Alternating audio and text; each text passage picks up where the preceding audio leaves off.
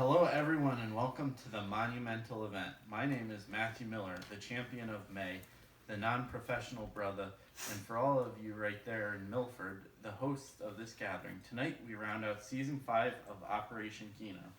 Think about it for a second. 5 years of this movie club. Let's compare this to the rest of our creative endeavors.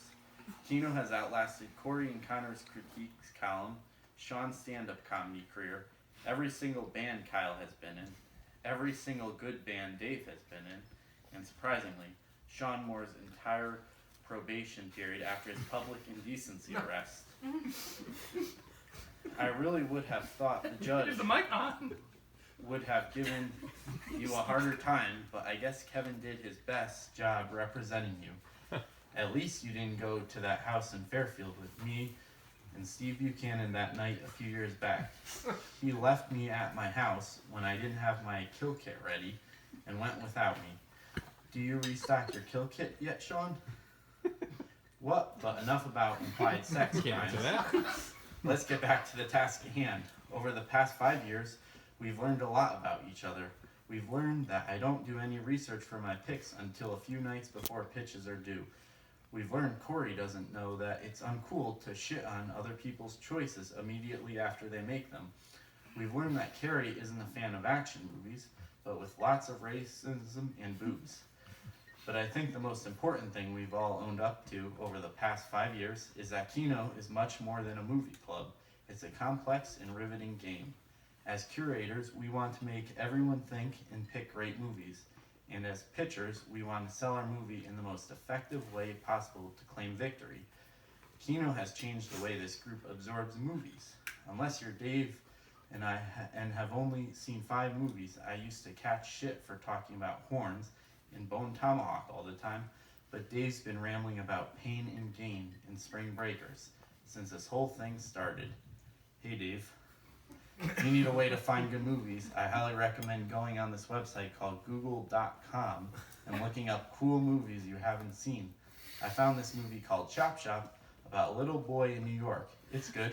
The boy's sister is blowing guys for money. That part was nasty. But in regards to this game, I made some observations about just how we all play.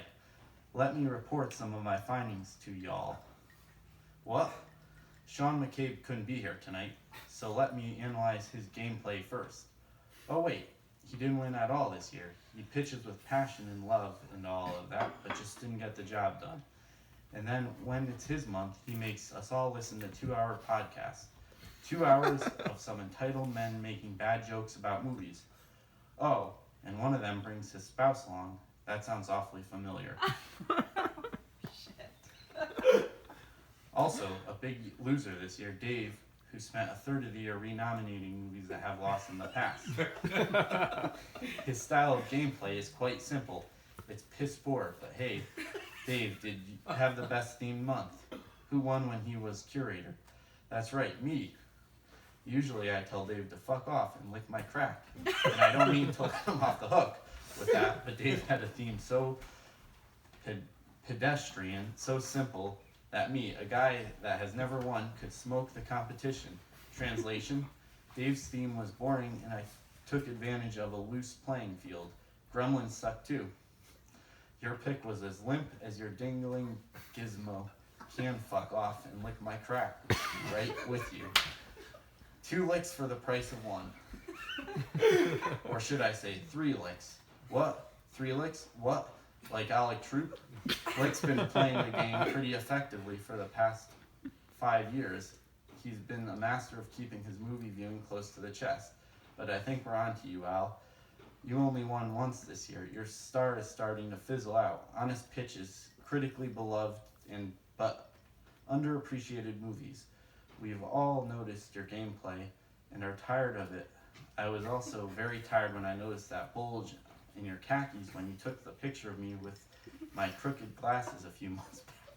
I think if Dave had thrown that photo in FaceApp and given me a beard, gray hair, and a face smile, you'd have spunked everywhere. Dave, get out your phone. Let's try it right now and see if he spunks. Kyle won't need a Magnum bump on his ceiling when he's got a Trump spunk load. Speaking of... Stop saying spunk. Speaking of spunk everywhere, Sean Moore may technically play this game the best. He tells us outright his choices are confusing. No. And more likely going to disappoint, but all of us dive right in. He's like the white lady in Get Out with the teacup. He turns that spoon and says, William Drive Bus has 5,000 views on YouTube. And it's not good, and we all fall into the void and watch him manipulate us. Who killed the girl in Lake Mungo? I can't say. I'd say, it's life of I Mungo. don't care, but I am entranced by your style. Teach me to be vague and self-depreciating so I can be like you. I want to be like you. I envy you. I love you. I want to lick my crack with Dave and Lick.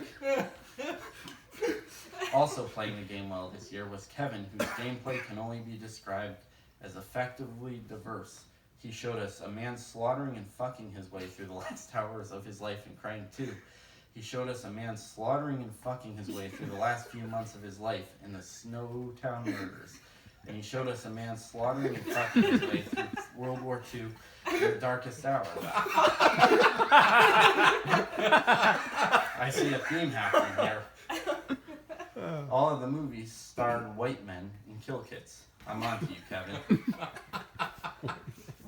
Last year in my roast, I totally forgot about Connor, who actually brought a diverse lineup to the table, unlike Kill Kit, Kevin over here. In the past 2 years, he's brought Diner Before Sunset, Creep, The Salesman, and Miss Bala to the table. I've described Connor's style as critically beloved. In the past, things haven't changed. Well, this year, they kind of did. Both your movies this year were emotional gut punches that left us all thinking about how horrible men can be. So Connor's evolved gameplay is basically men suck. You must be grateful, Fatima lives so far away that you can watch these horrific depictions of gender without her punching you in the dick. Speaking of our gender, Carrie has stuck with us, much to the surprise of this room full of mouth breakers. Carrie is too new at this game. Mouth breathers. Carrie is too new at this game for me to try to quantify her gameplay. She thought maybe this room who crackled through Crank 2 and the Insane Clown Posse movie would want to watch the Rocky Horror Picture Show together. No thanks. It took me 5 years to win at this, and if I can bestow one piece of advice to you, it would be quite simply to read the room. I know Sean may have a slightly elevated taste, maybe even Connor too, but we're all gorillas. We like things blowing up in car, guns, and childish shit like that. It took me 5 years to get there, but if you follow my formula, you should get there much more quickly. Corey is also a member of Operation Kino. His gameplay style is based upon whether or not it's worth coming home to Connecticut on a given weekend. But unlike most of you pieces of shit who don't watch the movies when they can't attend, you sit at home alone and illegally stream them while we watch. That's my dream. I wish I could sit still at home naked, covered in lotion, with a mouse crawling all over my body and watch these movies. But hey, at least you watch the movies. Did everyone here who didn't make it to my month watch Chop Shop yet? Chop Shop yet? It's about a little boy in New York City. Get some water. That's not water, that's Propel, right? It's water. I need to take a sip of water. He's made it far with that. It's a record. That's Propel, though. It's electrolytes. No, okay. So much effort. Well, it is. It goes on and on. And finally, we have the man who is hosting us in his home. The man who has lived through the spinal tap 2 years ago and triumphed this season with the incredible and life-changing film Caesar Must Die. Cal, you are another tough nut to crack in regards to your gameplay. You pick solid choices every time, but your win record is shockingly low. It's unfair. I mean, why on earth wouldn't this group want to watch the school shooting movie? It's something we all love. You also fall into Corey's crosshairs more than anyone else. Is there a reason Corey hates your choices so much? Do you think it goes deeper than Kino? I do. I think he wants your life. He wants to be you. He asked me before this whole thing started if he could borrow my kill kit so he can cut your skin off. Spoiler alert, I loaned it to him. I told him I'd hold you down while he cut your skin off. Say goodbye to your skin. I'm kidding, of course. Not about the skin thing. About this game. I didn't mean anything about anyone playing. I have dementia. Before we wrap this up, I just want to make one thing clear. Another year has passed, and I'm still a baby. That fact has not changed. So here's to the 5th season of Kino, and most importantly, here's to me leaving the losers table. Carrie, sorry to leave you there alone.